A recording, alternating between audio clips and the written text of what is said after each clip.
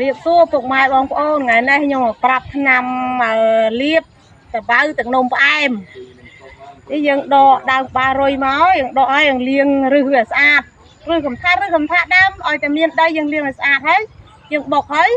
ពូតវាឲ្យត្រង់ឲ្យវានេះណាកុំឲ្យមានដោយតិចដីតិចតបកតិចដើមវាអីយើងយកមកលាបលើតបៅជើងតបៅដៃតបៅអើយតែតបៅទាំងណាយើងលាបទាំងហ្នឹងមួយថ្ងៃឲ្យបាន3ដងទៅហើយវារយៈពេល3ថ្ងៃឃើញមុខតបៅយើងឡើងក្រៀមហើយប្រកែស័ក្តិសិទ្ធិណាស់ពុកម៉ែបងប្អូនឆ្នាំលេខ1នេះអត់មានអ្នកណាដឹងទេលាបតបៅទឹកនោមផ្អែមចាទឹកនោមផ្អែមតបៅថាតបៅជើងយើងអីមិនឃើញអ្នកខ្លះមនុស្សចាស់ខ្លះណាគេកាត់តបៅដៃយើងគេកាត់មករៀមដៃចោលដោយសារលាបអត់ជា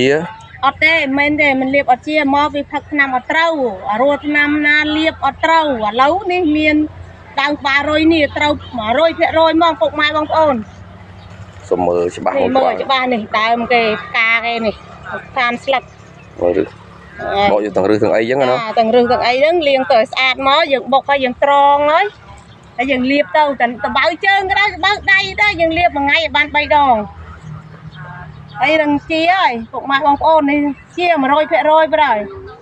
បាទអរគុណយ៉ាងកុំភ្លេចបងប្អូនជួយ share ផងបាទចែកអ្នកដឹងចែកអ្នកដឹងឲ្យបានបនបាំងសល់ទាំងអស់គ្នាឲ្យបានបនបាំងសល់ទាំងអ្នកផ្សាយនឹងអាយុវែងទៅឲ្យបានរੂឆ្នាំអីឲ្យបានច្រើនមុខទៀត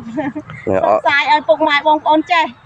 ដឹងចាំកុំឲ្យអត់ពីចាស់ទៅអត់ពីភាសាខ្ញុំសេរីខ្ញុំទៅបាត់អស់ហើយ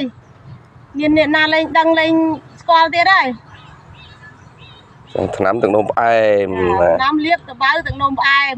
អរគុណច្រើនបាទអរគុណចាជម្រាបលា